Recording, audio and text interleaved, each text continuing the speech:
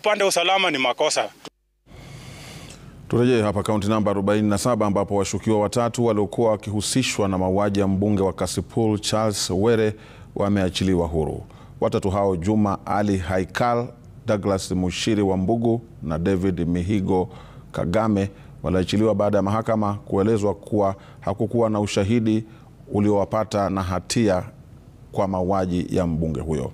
Hakimu Irene Gishobi wa mahakama ya JKIA ameamuru kesi hiyo kufungwa.